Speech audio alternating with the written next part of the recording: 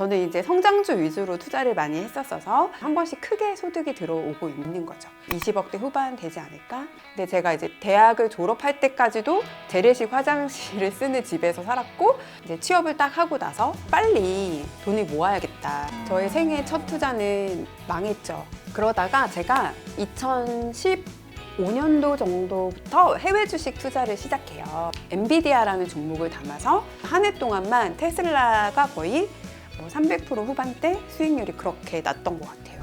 네, 안녕하세요. 구독자 여러분 반갑습니다. 저는 김운아라고 하고요. 저는 평범하게 이 대한민국의 K 장녀, 그리고 K 주부, 그리고 K 재테커로 활동하고 있는 40대 중반의 대한민국 여성입니다. 만나서 반갑습니다. 대학을 졸업하고 사회생활을 처음 시작했던 게 2001년도 겨울이었던 것 같아요. 그리고 그때 당시 이제 계약직으로 출발을 했고요. 사회생활을 이제 여러 번의 이직을 거쳐가지고 제가 2007년도쯤에 지금은 이제 신한라이프가 됐는데 그때 당시는 ING 생명이라는 회사에 이제 입사를 해요. 이제 이직을 하고 결국 이제 약간 대기업에 들어가게 된 거죠. 거기서 14년 정도 근무를 제가 했고요. 파이어를 한 거는 2021년도 여름에 제가 퇴사를 했어요. 저는 이제 주식 투자로 주로 자산을 불렸어요. 그래서 이제 투자를 한 기간은 그 14년 중에 한 12년 정도? 그러니까 제가 그 회사를 딱 가니까 거기 아무래도 금융권이잖아요. 사람들이 돈에 대해 관심도 굉장히 많고 부자도 굉장히 많더라고요. 그때 조금 눈을 이제 떴던 것 같고요. 12년 정도 저는 주식 투자를 열심히 해서 퇴사 당시에 이제 순자산 10억을 만들고 퇴사를 하게 되었습니다. 일단은 자기가 가진 것 안에서 쓸 수 있으면 경제적으로 좀 자유롭다고 말할 수 있지 않나 이렇게 생각을 하거든요. 그래서 특히 우리 같이 약간 평범한 사람들 있잖아요. 앞으로 이제 열심히 더 일을 해야 되는 이런 사람들의 입장에서 경제적 자유는 되게 멀게만 느껴지잖아요. 50억, 100억 이렇게 하면. 그래서 이제 너무 그렇게 먼 비현실적인 그런 개념 말고 저는 이제 제가 가진 것 안에서 쓸 수 있는 사람이어야 된다라고 생각을 하고 제가 어느 정도는 경제적으로 자유롭다라고 말할 수는 없지만 경제적으로 고통은 받지 않는 수준에 도달하지 않았나 약간 이렇게 생각을 하고 제가 가진 그릇에 한 7, 80% 정도는 제가 채우지 않았나 라고 생각을 해요. 욕심이 좀 작기도 하고 사실 지금 오늘 여기 올 때 제가 입고 온 코트가 10년 이상 됐어요. 근데 사람들은 잘 모르거든요. 이 지금 옷도 제 기억으로 정확하진 않지만 6, 7년 이상 됐을 거예요. 사실 그렇게 소비가 많이 들어가지 않는 생활을 하다 보니까 굳이 그렇게 내가 큰 돈을 가져야 된다는 생각보다는 지금 있는 게 부족하지 않잖아 라는 생각을 조금씩 더 하게 된 것 같아요. 네. 저는 이제 자산적으로는 부동산이나 이런 걸 많이 갖고 있진 않아요. 그리고 저는 이제 어렸을 때부터 꿈이 빨간색 미니를 타는 게 꿈이었어요. 그래서 이제 제가 퇴사를 하면서 제 퇴직금을 받아가지고 퇴직금도 수익이 좀 많이 났었거든요. 그래서 그걸 가지고 미니를 샀어요. 그러니까 저는 꿈을 약간 이룬 거죠. 딱히 다른 그런 고가의 자산 없고 대부분은 이제 현금성 자산, 주식과 비상장 주식들 좀 가지고 있고 전체 자산 중에 비중은 한 80% 가까이 될 것 같아요.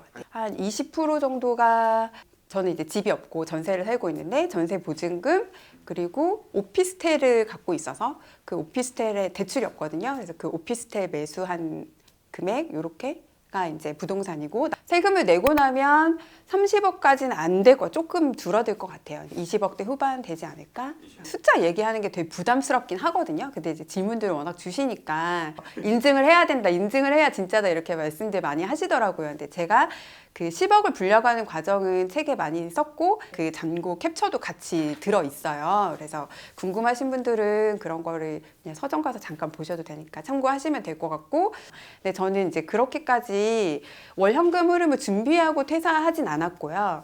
그래서 지금 현재는 월 소득은 대략 한 600에서 700 사이 이렇게 들어오고 있는데요. 아직 남편을 일을 시키고 있어요.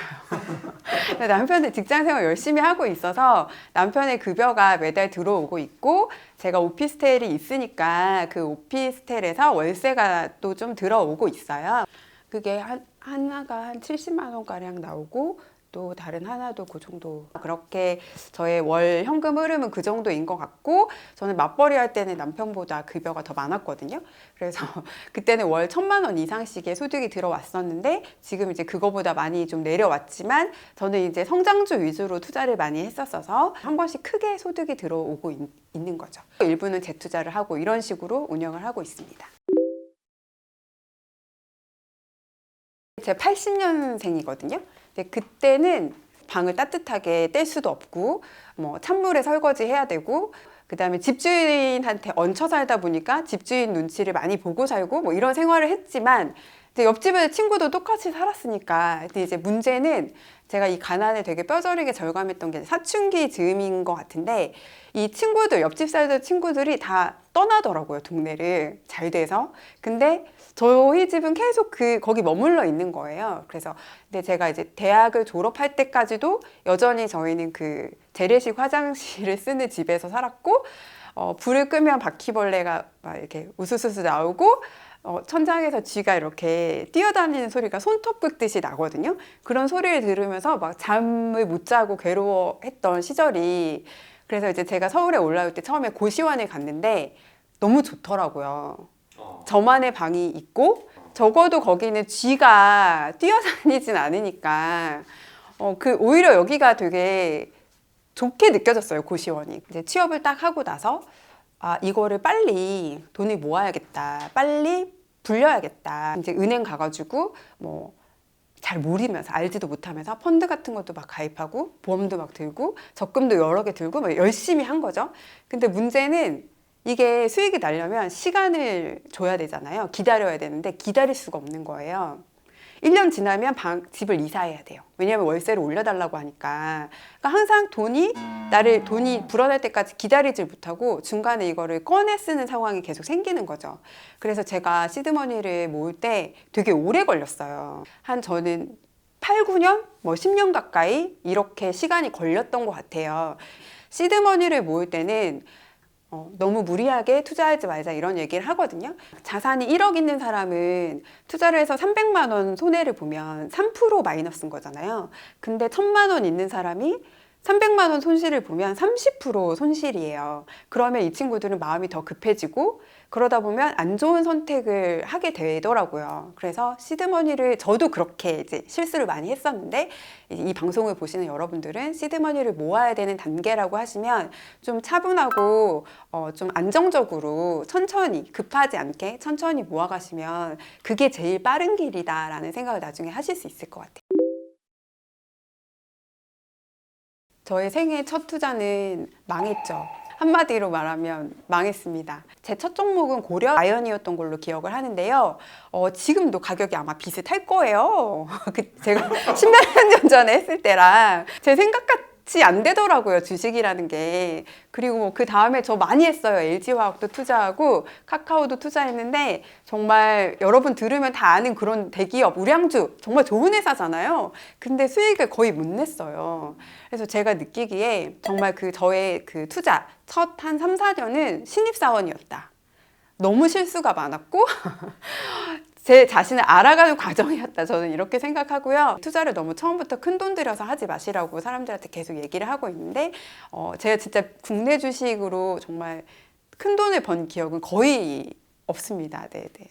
좋다고 해서 투자를 했지만 다 수익을 볼 수도 없고, 좋은 기업이라고 산다고 해서 다 수익이 나지도 않고, 그다음에 제가 그때는 월급을 타면 무조건 주식을 샀었거든요. 근데 문제는 뭐냐면 주식이 싸졌을 때 더 살 돈이 없더라고요.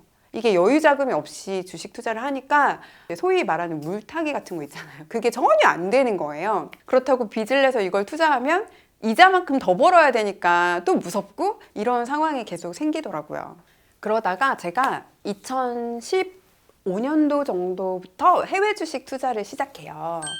그래서 아마 2016년도에 엔비디아라는 종목을 담아서 이제 몇 번 수익 실현을 했었고, 이제, 미국 주식은 좀 한국 주식이랑 움직이는 게 다르구나, 이런 거를 약간 이제 몸으로 체감하게 됐어요. 정확히 이런 게 차이가 난다, 이렇게 설명드릴 순 없지만, 그래서, 한국 시장은 이런 문제들이 나랑 안 맞았는데, 미국 시장은 기업이 좋고 실적이 잘 나오면 주가가 합리적으로 오르는구나, 이런 거를 깨달으면서 비중을 이제 한국 주식보다는 미국 주식 쪽으로 좀 많이 옮겨가요. 그러다가 결정적으로 제가 이제 자산을 불리게 된 거는 코로나19 시점이었어요. 중국이 뭐 국경을 폐쇄했다, 뭐 이제 이게 다른 나라로 번지고 있다, 우리나라에도 발생했다, 뭐 이런 기사들을 계속 보면서 이게 결국은 경제에 타격을 줄 텐데라는 생각을 하게 됐어요. 근데 그럼에도 불구하고 1월 달까지는 삼성전자가 계속 상승을 했어요. 1월 중순 정도까지는. 그래서 그걸 보면서 뭔가 준비를 어떻게 될지 모르니까 준비를 좀 해놔야 되겠는데 라는 생각을 했고, 그래서 가지고 있던 그 주식 중에 마이너스였던 못난이 종목들을 좀 팔고 전액보험 같은 게 있었는데 그거를 다 정리해서 아예 현금화를 시키고, 그래서 주식이 떨어지면 투자를 해야지 라고 약간 기다렸던 것 같아요. 그런 상황에서 제가 가지고 있었던 테슬라가 거의 반토막 아래로 내려오면서 그거를 그때부터 조금씩 나눠서 계속 샀던 것 같아요. 떨어지면 더 사고 떨어지면 더 사고, 제가 가진 돈 안에서 계속 나눠서 샀던 거고, 다 사고 나서도 더 떨어졌었는데 이제 그땐 돈이 없으니까 이제 기다렸던 거죠. 기다리고 이게 바닥을 치고 올라오기 시작하더니 되게 무섭게 올라오더라고요. 그래서 그 한 해 동안만 테슬라가 거의 뭐 300% 후반대 수익률이 그렇게 났던 것 같아요. 그때 그러면서 제가 2021년도에 전체적으로 자산 정리를 해보니까 이제 순 자산이 10억이 됐던 거예요. 그래서 근데 이제 문제는 이게 그럼 지금도 이 방법이 유효하냐, 이 종목이 유효하냐, 그렇진 않잖아요. 테슬라가 굉장히 많이 하락했더라고요. 제가 말씀드리고 싶은 거는 그런 어떤 좋은 기회가 때때로 우리를 찾아오니까 그런 기회를 놓치지 않는 게 이 평범한 사람들의 재테크에선 굉장히 중요하더라라는 얘기를 하고 싶었어요. 뭐 부동산에 굉장히 올인하시는 분도 계시고, 주식 투자를 진짜 전문가처럼 분석해서 하시는 분도 계시고, 저는 이제 그게 쉽지가 않은 거예요. 왜냐하면 아이도 키워야 돼서 뭔가 내 주거를 확 낮추고 배당주를 들어가기도 어렵고, 근데 그런 거를 감안했을 때 저처럼 평범한 사람의 투자는 단계별로 좀 가는 게 좋고, 이제 투자의 레벨이 됐을 때는 그냥 소소하게 계속 투자를 하면서 수익 실현을 조금 하는 게 아니라 종잣돈을 잘 가지고 있다가 좋은 기회가 왔을 때 그 기회를 잘 잡는 게 그게 자산을 한번 점핑할 수 있는 방법이구나 라는 거를 제가 그 코로나19로 깨닫게 된 거죠. 그러니까 모든 주식이 다 저평가되고 다 떨어졌을 때 지금 사면 뭘 사도 돈 벌 수 있는 그런 시장이 평범한 사람이 진입하기에 좋은 시장이고, 이게 자주 오진 않지만 어쨌든 분명히 오거든요. 다음 기회가 또 있고, 그때까지 우리는 열심히 종잣돈을 모으고 일하고 그 기회를 한 번에 잘 잡는 게 그게 우리가 정말 그 레벨을 올릴 수 있는 기회가 아닌가라는 생각을 하게 된 거예요. 이번 경험으로. 네.